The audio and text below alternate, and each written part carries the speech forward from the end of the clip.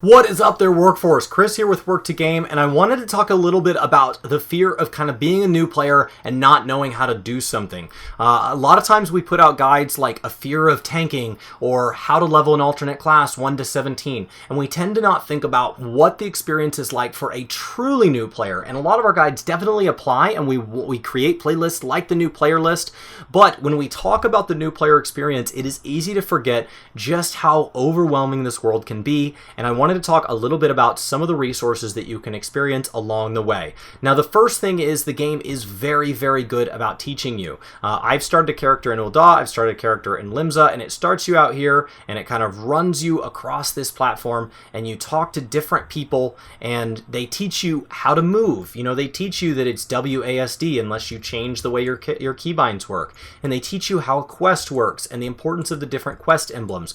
What they don't tell you is things like that we repeat in a lot of our guides, like the importance of getting your first battle class to level cap and catching up on the main story as pretty much your primary motivation before you dive into any of the other classes. So what that means is if you know you want to tank, you're going to have to level as a tank, and that's totally fine. So as you do that, you can actually just focus on the one tank. And so if you're uncomfortable tanking and you join this game for the very first time and you're like, wow, I don't know how to do this, one of the things I would say you do is single player content is not going to do a great job of teaching you to tank if you've never tanked before. And so as soon as you kind of get to a point that you can, I would go ahead and start doing at least one guildhest every day. This requires level 10. And then Adventurer Need just means that it's short something right now to the point that that person's going to get a bonus. And so if I go jump onto like my Black Mage and then I run it, I would actually get a bonus. And so this is a really great thing to run every day. They're very, very easy. And this one just puts you in a random one. But if you do it starting at a low level, it's actually going to be running you through very, very simple ones. And then they'll get a little harder as they go. Now, if you want to run something specifically, they have these other tabs that kind of break things out kind of just one at a time, and so you can actually go manually queue for things, and that's definitely awesome if you want to go see a certain guildhest again. These are all the guildhests currently in game, and you can go run just, oh man, that stinging back was what I got queued into, and that was really tough for me. I want to go back and run that a couple more times and get the hang of it. You can definitely do that, and so it says my average eye level is not high enough. That's funny. So you can definitely go jump in and you can go run whatever it is you'd like, and you can learn how to tank as you go. This leveling roulette is also going to be your friend. These take a little bit longer. They are often Adventurer in Need as a tank followed by a healer, but occasionally it's DPS. And so the guildhest and the leveling roulette is a great place to start. Now as you go, you'll eventually start to be fed into some trials. You'll be fed into main scenario. You'll be fed into various things as you move into like your first trial at level 20, and you're going to start to see different themes. Now each boss fight, right, when you do group content, it's going to introduce one new thing. So the difference between Sastasha and Tamtara is very minimal, and the difference between Tamtara and Copperbell is very minimal, and each one is going to build on each other. So ideally you would play these roughly in order, and you get the hang of one before moving on to the next one. So if you have a fear of being new, just start simple. Also, read your skills. If you I'm really bad about, when I first jump into a game, I just want to play. And so I can come in here and I can say, okay, that's going to be an attack. Skull Sunder. Oh, that's going to be an attack. Awesome. And it has some extra things going on. Combo action, heavy swing. What does that mean? Well, that means when I use heavy swing, I can then go into Skull Sunder, and so those are going to kind of trigger off each other. Berserk. Okay, what does that do? That guarantees that all attacks are critical for the next 10 seconds, and recast time is how long until that ability comes back up. So every 90 seconds for the next 10 seconds, I can actually make sure that all attacks are critical and direct hits. Overpower here, it says recast time 2.34 seconds, and then it's going to hit to all enemies in a cone before you, which means this is going to have an AoE to it. Now, all these things can change from time to time. We have an expansion coming. It's going to have some battle system changes, so I would not be shocked to see many of these skills change. But knowing your skills currently can help. So even if you've played the game before and you take a long break, several years, coming back, this can all look totally different to you. So you want to really make sure that you understand understand all your abilities, and then you go out and maybe watch a guide or two on your class so that you're at least not awful. You don't have to be good. There are plenty of times that I put out a beginner guide and I go try to run content and I'm just showing you how to get the basics done, and you can and advanced players will point out that I made mistakes in the guide. That's totally fine, because at the end of the day we got the clear. Now, would I like to be better? Of course I would. And so over time, I'm going to continue to try to hone my skills. And ideally, if you guys watch me run a dungeon 6 months after I ran that same dungeon, I'm doing it better. And I'm pressing my abilities in the right order now. And I'm using them optimally. And I'm positioning myself better. But what's really important is that you're continually learning and that you're not afraid to try things. Don't be afraid to try something new. If you've never gathered before, then try gathering. Miner and botany are nearly identical. But if you jump over to Fisher, it's a totally different experience, and so it's absolutely worth trying.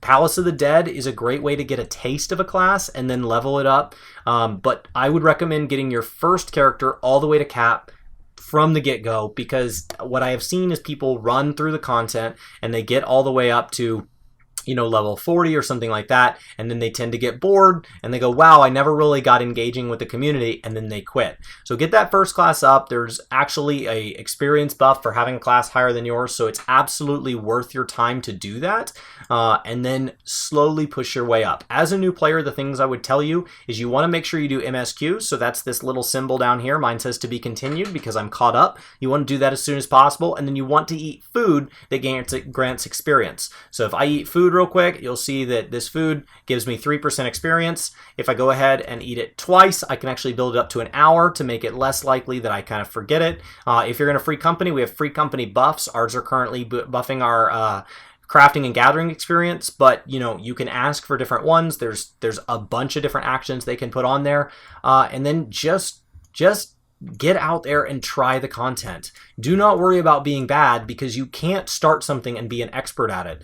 Worry about being the best you can be and learning the most you can, and then over time just know that you will go from being just not very good at a game at all to getting much, much better. So absolutely get out there and just try things. Clear your quest log of whatever you've got in it and focus on that main story quest. Try that class out and watch your gear change. When you are within gear, if you get new stuff all the time, you can press recommended and it will actually say, hey, this class actually has recommended. So I can go ahead and swap that out, and then I can update that gear set, and boom, now my Fisher is just that much stronger. And so I can honestly just watch this eye level increase over time, and you want that eye level to be as high as possible. You don't want to let that just fall behind. So if you have to, go to the market board and occasionally see if there's something cheap. Run lots of dungeons, those drop plenty of loot. You should have plenty of loot on your first character, but your second character that you level, you may find falls behind. So maybe it's like, wow, everything but a torso is dropped. How much are torsos? Okay, well that torso's 10 million gil. How about the next one?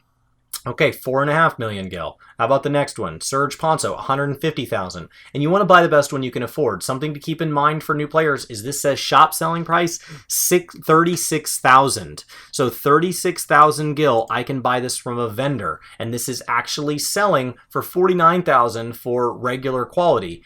So I can also say, you know what? In this case, I can actually just go find the vendor, and you'll go to something like gamerescape.com and you'll look that up and see where that vendor is and go visit them to buy the gear that you need.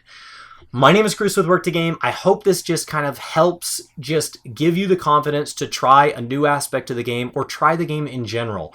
If we go over something that's too advanced and we forget just basic things like how do I even use that in the UI, we oftentimes are like, oh, just do this thing. Just go do this type of content. And if that type of content looks like something else that's already in game, we assume that as soon as we show it, okay, well, if they know how to do X, then they're obviously going to know how to do Y. We just have to show them where it is.